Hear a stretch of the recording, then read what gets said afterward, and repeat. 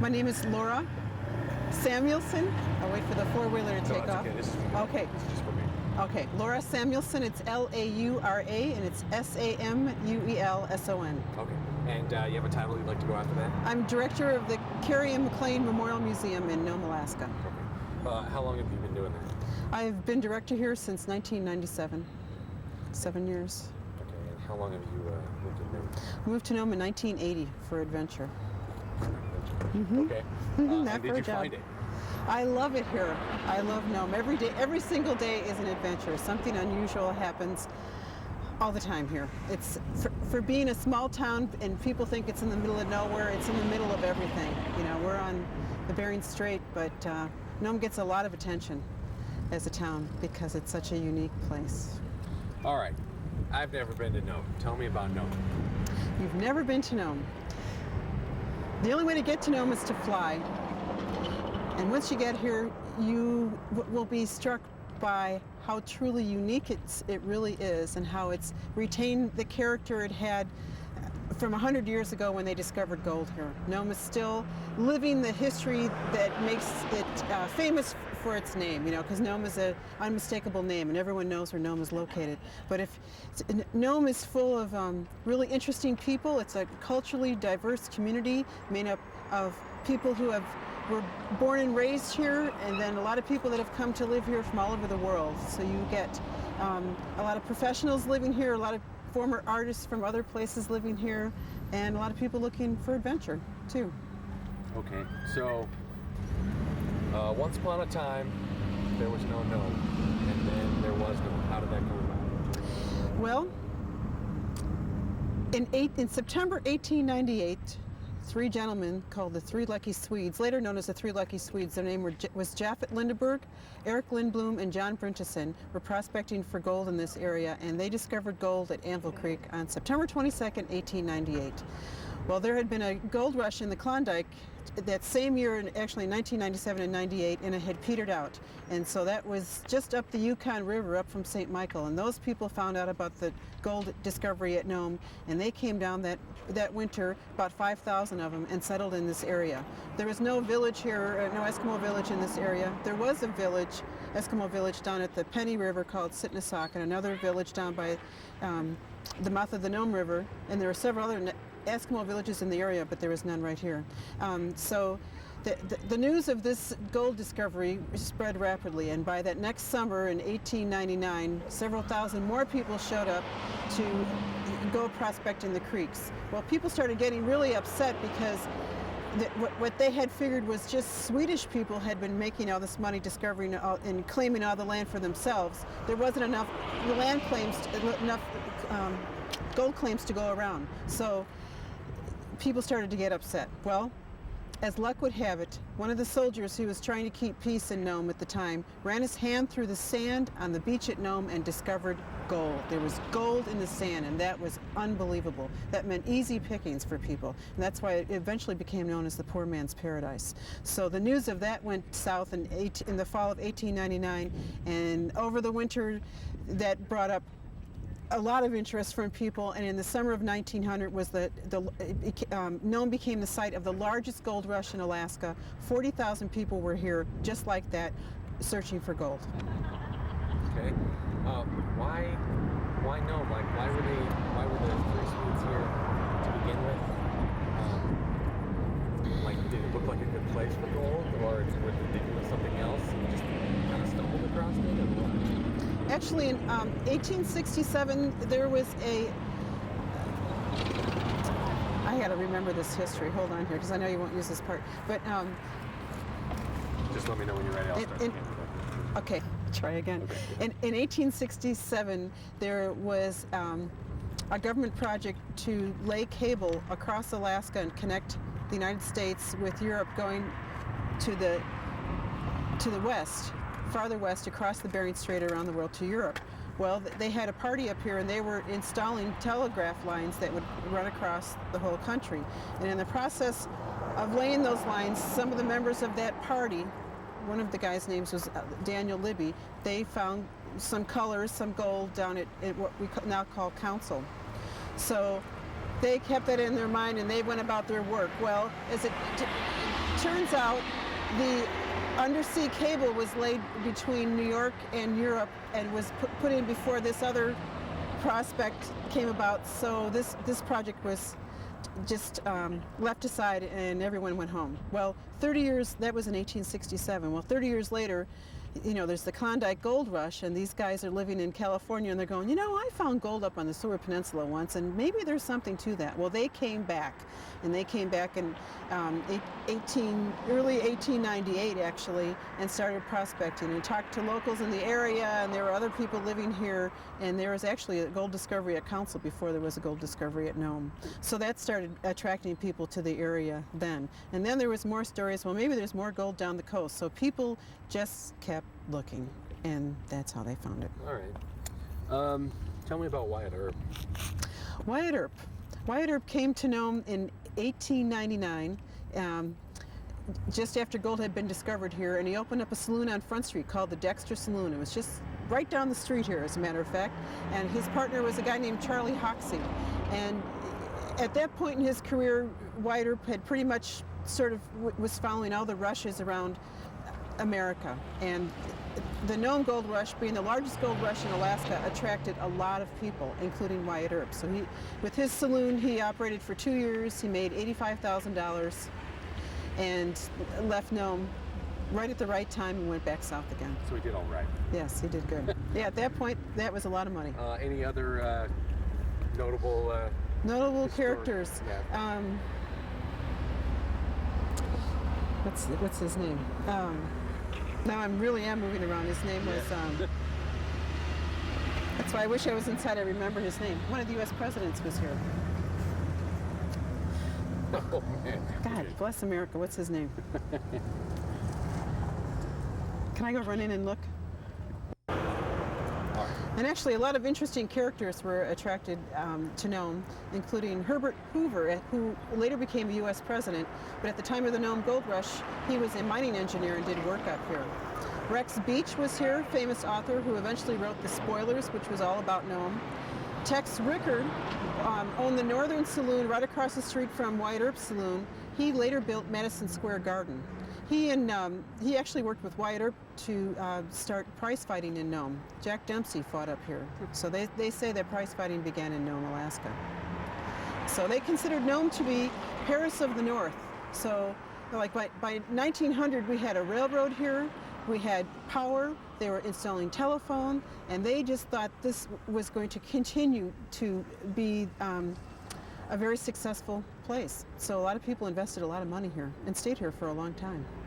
So they're expecting this to be the next big metropolitan area, Paris of the North, yeah. Okay, so tell me about tourism in Nome.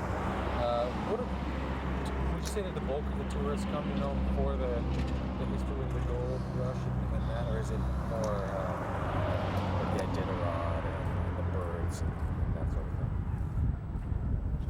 I think people come to Nome because they have heard of Nome. Nome is one of those household names that everyone's heard about Nome. There's something in their mind about it, and they want to come up here and see what it's all about. Although some people come here with very definite intentions. During World War II, the Lend-Lease program was run through Nome, which was America was providing planes to Russia, and so they were being ferried through Nome. And there is a lot of people who come back to who served here during World War II that come back to visit Nome. And then also we have a lot of people that come here who had relatives in the gold rush. There were 40,000 people here in Nome, and that's who, at least at the museum, who we hear from the most. We hear from relatives constantly, and who bring back artifacts that their family members collected, and their photographs and their memories. We just received a huge diary from someone a few weeks ago whose grandfather was the deputy marshal here in Nome in 1900, and boy, does he have some stories, you know. So we keep hearing from all these different people, all these different parts of Nome history, and it just keeps making it a richer story all the way around. In recent years, Nome has discovered and realized that it has an incredible birding environment here, and that has brought a lot of formalized birding groups. But for the most part, people come to Nome because there is no place like Nome, and people want to come and check us out, and they're not disappointed. When would you say that you see the most, like when's peak tourism season?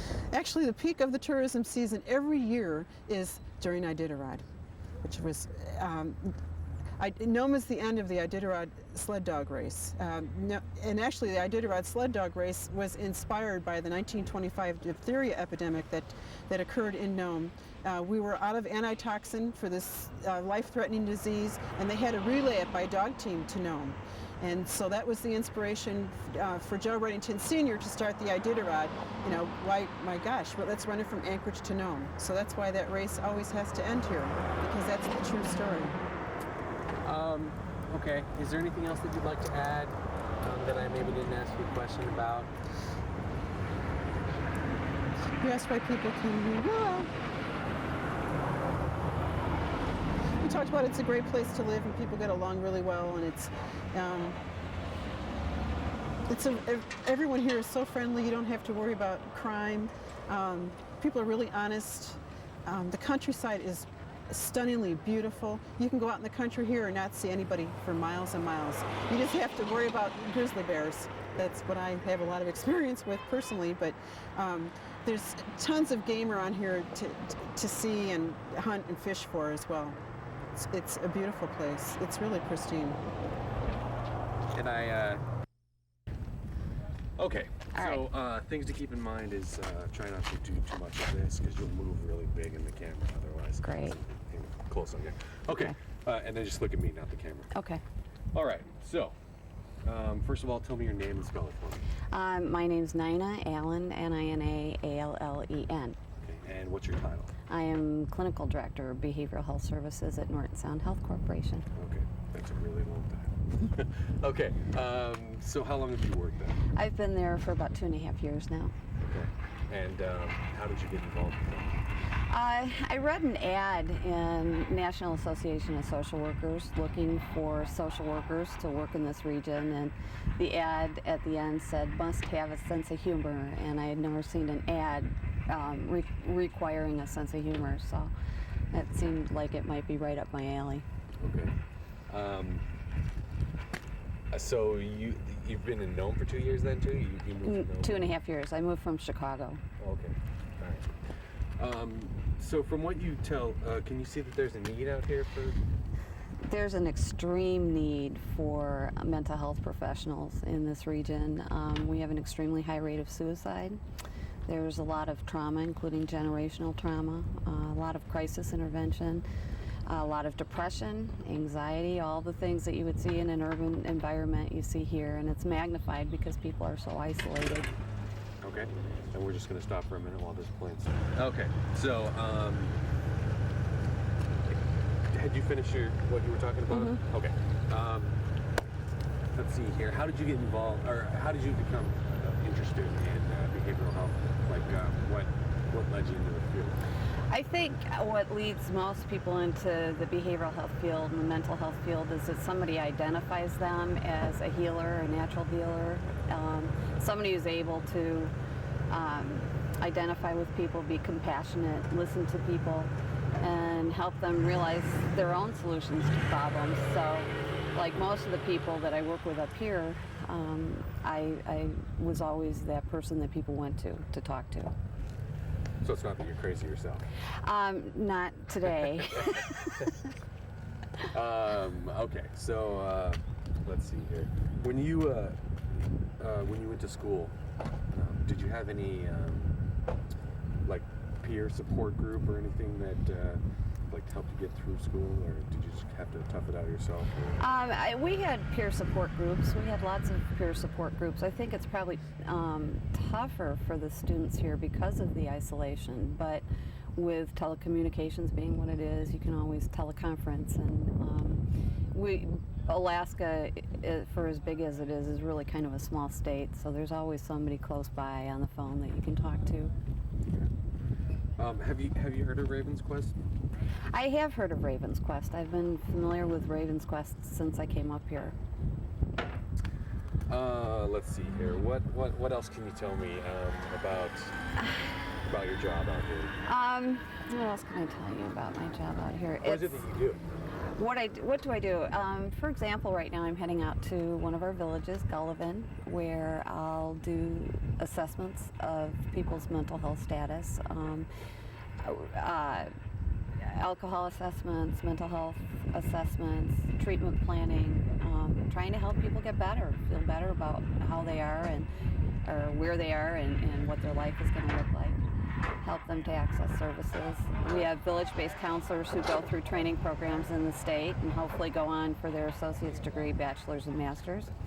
And I supervise people who are providing services, mental health services. What's the number one thing that you think that we can do to improve mental health overall in Alaska? Number one, geez, just one? No, you can go ahead and tell me a lot, but you know. Just number one thing what are the top three things that we could do? Top three things we could do to improve mental health. Gee, I have to think. The three things we can do to improve mental health. I think that we have to understand that everybody's got problems and that nobody is perfect and that it's okay to have problems. What I tend to think isn't okay is toughing it out and not thinking you need anybody else's help. Whether you talk to family members, whether you talk to friends, it's important to share what's going on. So I think people opening up a little bit would be very helpful. People tend to close in on themselves when they're depressed. Okay, well that's, to me that's like the number one thing for behavioral health anywhere. Like, but what's the number one thing that we can, obviously we can't make other people open up, you know, just say you need to open up and then everything will be okay. What's the number one thing that we can do to improve behavioral health in rural Alaska? We're working really hard on developing training programs. Focus. All right, so number one thing. I really believe that in order to do a better job with behavioral health and mental health services in Alaska, we need to have more Native Alaskans who are going through UAA and UAF's programs to be trained. I'm okay with being put out of a job, and I think most of my coworkers are too. There's tremendous opportunity in this field. It's an exciting field and it's a very rewarding field. It's the most rewarding thing I've ever done. Okay, and then there seems to be a big problem with natives once they go to UAA and get their degree that they don't want to come back to the community. What would you say to convince them to come back to their community or to go to another rural setting? Why is that important for them to practice there instead of someplace else? Well, I've practiced in both urban and rural environments, and I guess the best thing to say is there's no place like home. I think you serve your own people the best, and that's where you'll find the most success, and that's where you're going to feel the most rewarded.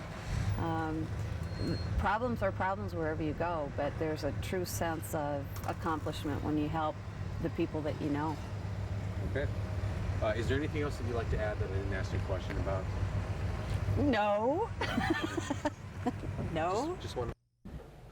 Oh, so, first of all, could you tell me your name and spell it for me? Sean, S-E-A-N, Knudsen, K-N-U-D-S-E-N. Okay, and do you have a title that you'd like to go after? I'm just the assistant manager here Okay, for the Aurora Inn. Okay, that's just so we can put the little, Oh, okay. through there. All right, how long have you been working here? I've been working here just over 4 years. All right. And how long have you lived in Nome? Just over 4 years. So, do you see like a distinct like tourist season? Is there like a peak week or month? Yeah, definitely June, I would say, is our busiest time. We also have a couple weeks that are extremely busy in March because of the Iditarod.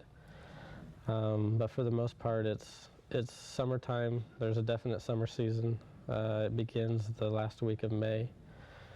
And last year we really didn't slow down for a long time, like in October. is when we actually started to slow down. But the major hit is June through August. Okay. June being the most. So I assume you talk to a lot of the tourists. Mhm. What's the main reason that you see tourists coming to Nome? Well, in June, it's because of birding.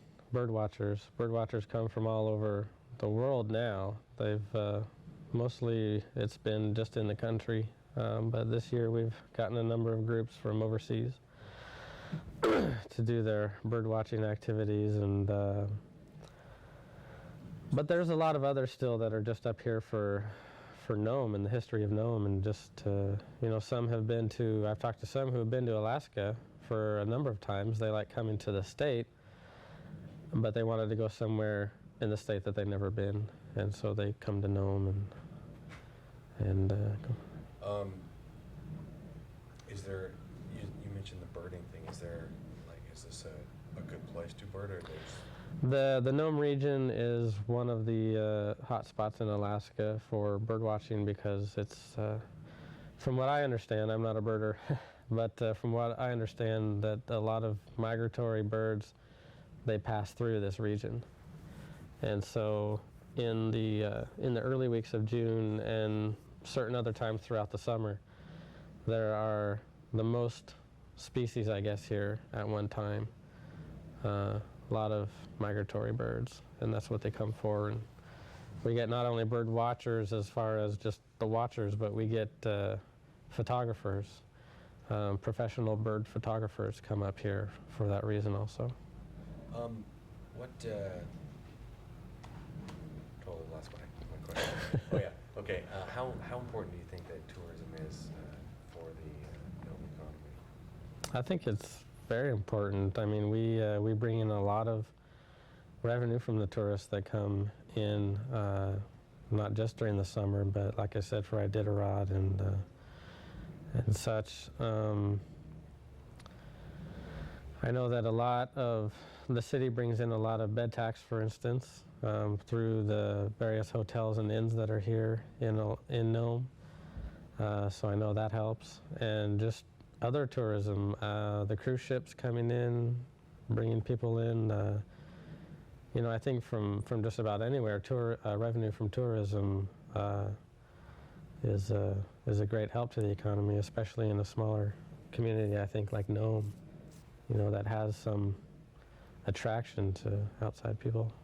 What do you think the number one business, and I don't mean like specific, like corporation or whatever, but the number one like business Entity.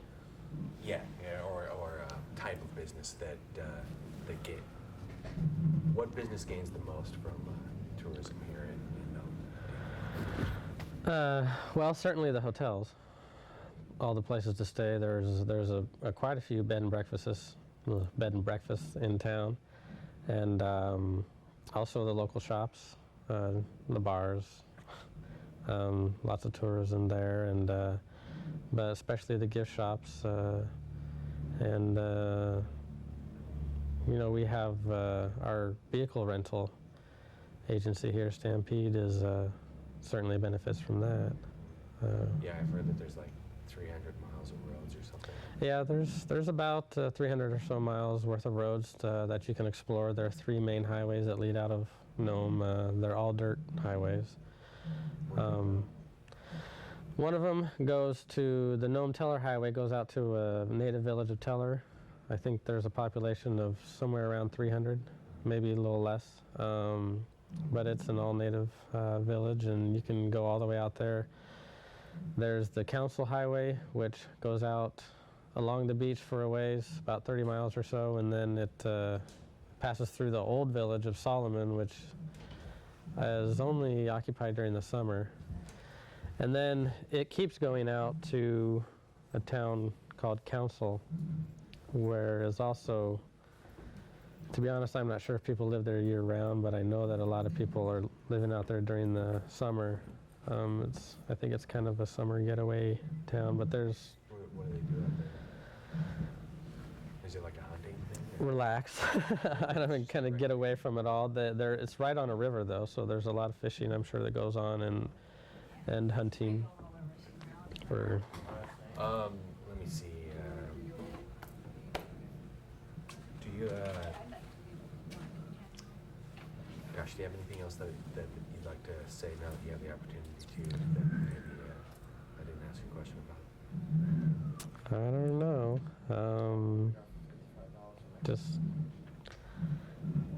from what I see, a lot of people coming into town, they seem to agree with me, and maybe I'm partial because I live here, but I've come to like Nome a whole lot. There's a lot to do here, and one thing that I have seen is that people here in town, locals, are very friendly to the tourists, and we certainly welcome everybody coming in and try to do our best to accommodate them. But I guess some people, like a lot of calls I get from people are like, what's Nome, what's up there, what's there to do? And we really have quite a long history, and that a lot of people don't realize.